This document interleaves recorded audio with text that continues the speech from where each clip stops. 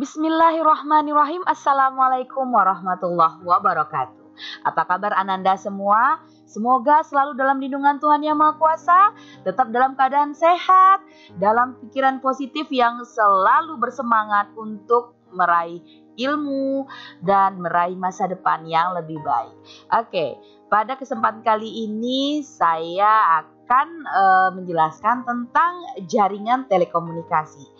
Beberapa waktu yang lalu, daerah Riau itu terjadi sedikit masalah dalam jaringan telekomunikasi.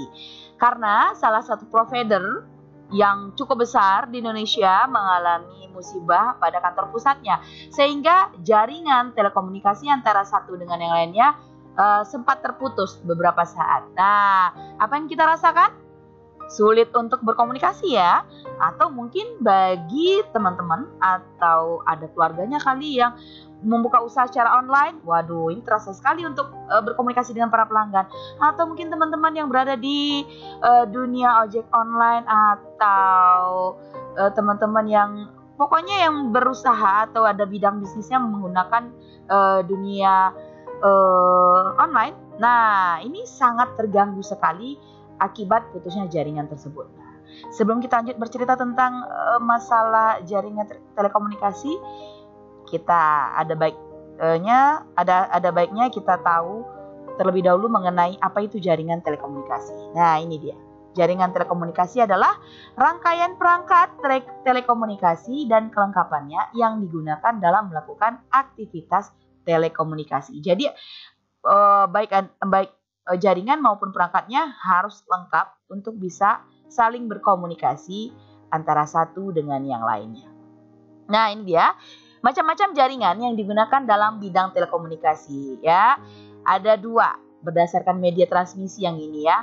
Pertama, wireless atau tanpa kabel ya, yaitu teknologi telekomunikasi yang menggunakan gelombang elektromagnetik atau gelombang radio atau infrared untuk menukarkan informasi dari satu titik ke titik lainnya tanpa harus bergantung pada sambungan secara fisik. Seperti pada gambar bisa kita lihat, antara satu alat dengan alat lainnya bisa transfer data tanpa menggunakan kabel ya, cukup menggunakan sinyal atau gelombang elektromagnetik. Selanjutnya, jaringan yang kedua adalah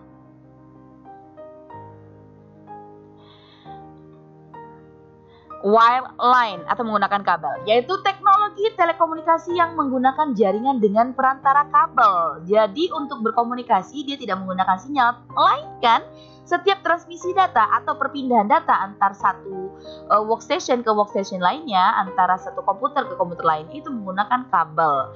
Dan kalau menggunakan kabel biasanya ini punya batasan jarak tertentu, karena apabila jarak tadi sudah melebihi dari batasan jarak yang ditentukan, maka akan muncul noise atau bahkan jaringan bisa terputus.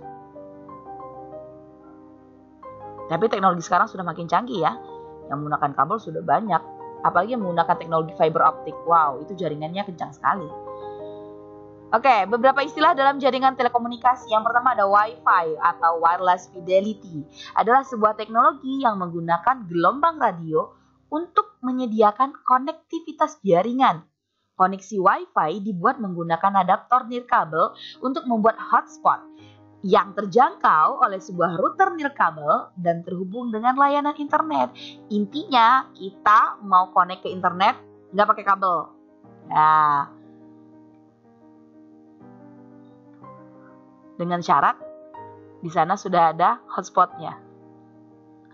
Yang kedua, hotspot. Nah, ini dia. Tadi kita sebut hotspot ya. Nah, sekarang kita cerita tentang hotspot. Hotspot adalah lokasi fisik tempat pengguna dapat menghubungkan perangkat seluler mereka seperti smartphone dan tablet ke internet secara nirkabel. Tempatnya ya, tadi kita menghubungkannya secara wireless untuk ponselnya. Nah, sekarang tempatnya disebut dengan apa? Hotspot.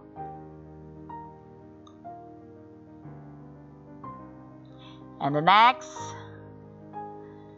berikutnya adalah bandwidth atau lebar pita, merupakan kapasitas yang biasanya digunakan untuk menunjukkan traffic paket data maksimal tertentu pada kabel internet.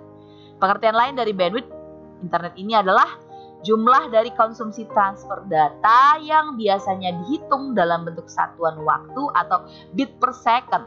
Artinya lagi nih, bandwidth ini merupakan sebuah kapasitas dari maksimal jalur komunikasi untuk proses pengiriman dan juga penerimaan data dalam hitungan per detik ya.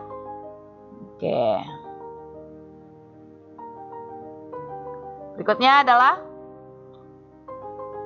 HTTP adalah singkatan dari Hypertext Transfer Protocol yang merupakan protokol untuk mengatur komunikasi antara klien dan server. Dalam hal ini, klien adalah browser atau perangkat yang dapat menampilkan konten web.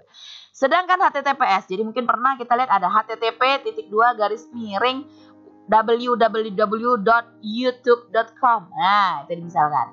Atau https //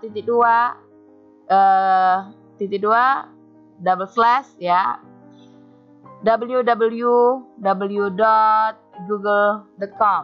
Oke, itu dia ya. Nah, ada bedanya antara HTTP dengan HTTPS. Kalau HTTPS, Hypertext Transfer Protocol Secure, adalah versi aman dari HTTP, jadi lebih aman. Perbedaan utama yang terdapat pada HTTP dan HTTPS adalah terhadap penggunaan port. Jadi nih, pada HTTP, port yang digunakan adalah port 80. Sedangkan pada HTTPS, port yang digunakan adalah 443 atau 4443. Dengan menggunakan HTTPS, nah ini dia kelebihannya, informasi akan lebih aman karena dilakukan enkripsi pada pengiriman informasi.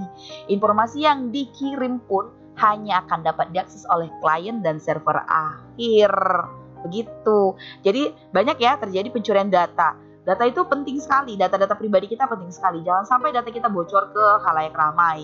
Karena itu nanti bisa menyebabkan kerugian pada diri sendiri. Oke. Berikutnya adalah apalagi nih ya? Broadband. Nah, ini dia. Adalah suatu proses pengiriman dan penerimaan data dengan perantara sistem jaringan telekomunikasi berkecepatan tinggi. Prinsip kerja broadband adalah melakukan proses transmisi data dan mengubah berbagai bentuk data ke dalam satuan bit yang akan dikirimkan kepada Anda melalui internet.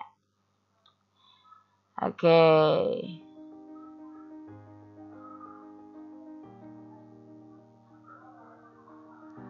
Ada namanya IP address atau Internet Protocol Address, adalah suatu deretan bilangan biner dengan kisaran antara 32 bit hingga 128 bit yang dipakai sebagai alamat identifikasi bagi komputer yang terhubung dengan jaringan internet.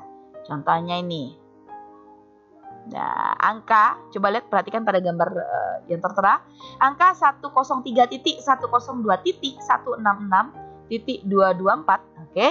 Itu merupakan IP address dari situs wikipedia.org, ya, itu IP addressnya. Jadi kayak alamat rumah deh.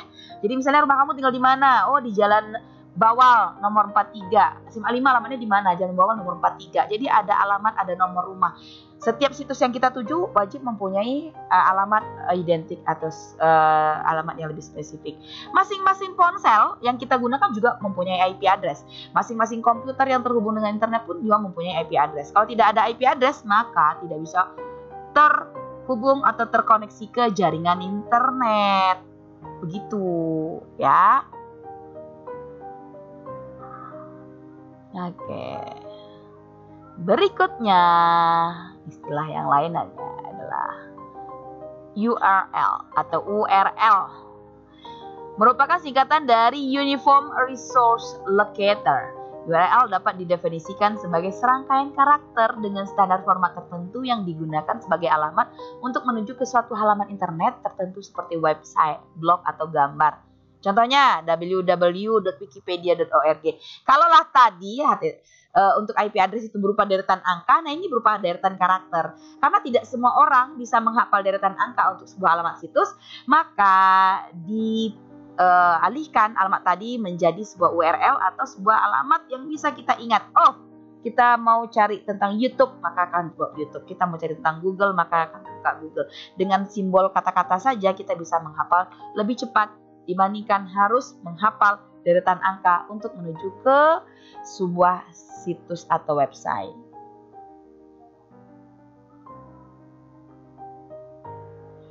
Berikutnya,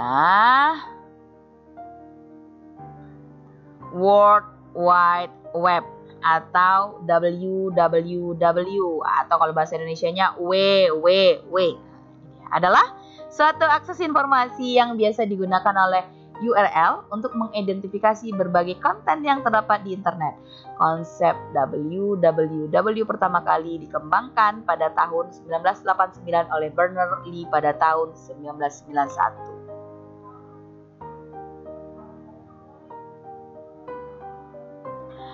Nah, ada lagi nih istilah yang lainnya. Ada namanya simplex. Adalah mode komunikasi satu arah. Di sini, pihak penerima tidak dapat memberikan informasi balikan atau sering disebut dengan komunikasi broadcast atau media penyiaran karena melalui satu arah saja. Komunikasi ini tidak terjadi secara interaktif. Informasi hanya disampaikan melalui satu titik saja. Contohnya, kita nonton berita di televisi. Jadi kita hanya mendengarkan dan si pembawa berita adalah orang yang menyampaikan berita tanpa bisa kita bantah ataupun bisa kita tanggapi. Artinya dialog interaktif tidak terjadi. Nah, itu disebut dengan komunikasi simplex.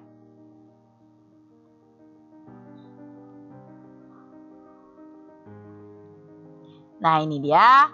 Kalau kita analogikan dalam bentuk gambar, kalau simplex itu satu arah, ya. Half duplex, nanti ada namanya half duplex, itu dua arah tapi bergantian nantinya. Full duplex, dua arah, bisa terjadi komunikasi secara simultan.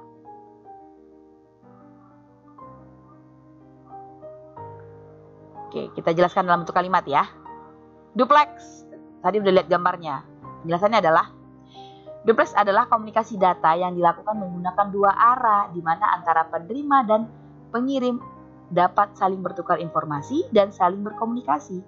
Metode duplexing ini terbagi menjadi dua. Yang pertama adalah half duplex, yang kedua full duplex. Kita lihat lagi pengertiannya satu-satu tentang half duplex dan full duplex ya. Let me see. Mari kita lihat. Nah, ini dia. Half duplex adalah media komunikasi dua arah, namun berbeda dengan duplex. Half duplex berkomunikasi dua arah secara saling bergantian atau tidak dalam waktu yang bersamaan. Jadi saat terjadi komunikasi antara A dan B, saat A mengirim informasi atau berbicara, maka B akan menerima informasi atau mendengarkan. Gak boleh barengan ngomongnya, gantian. Demikian juga terjadi proses yang sebaliknya di saat si pendengar tadi ingin menanggapi apa yang telah dibicarakan. Nah, contoh medianya yang digunakan adalah radio walkie-talkie. Nah, siapa nih dulu nih yang waktu masih anak-anaknya sering main walkie-talkie? Yang sering bilang bahasanya begini, halo Roger, ganti. Nah, seperti itu. Kata ganti di sana merupakan kode bagi penerima untuk, yuk kita gantian bicaranya. Jadi sehingga proses komunikasi bisa terjalin secara harmoni. Nah, yang full duplex ini sudah terjadi sehari-hari dalam kehidupan kita nih. Ya. Full duplex metode ini, waduh, typo nih. Metode ini memungkinkan komunikasi antara kedua belah pihak dapat saling berbagi informasi dan berkomunikasi secara interaktif dan dalam waktu yang bersamaan. Alat komunikasi yang menggunakan metode ini adalah telepon, handphone, dan sebagainya. Umumnya alat yang memanfaatkan metode komunikasi ini menggunakan dua jalur komunikasi. Jadi bisa ngomongnya barengan, gak mesti gantian, bisa langsung ya komunikasinya, diskusinya. Bahkan dengan teknologi sekarang kita kalau teleponan bukan hanya dengan satu orang, sekali telepon bisa grup 2, 3, 4, 5 tergantung kapasitas pulsa dan kuota serta jaringan yang kamu miliki. Kalau oke, kita bisa komunikasi massal ya. Oke.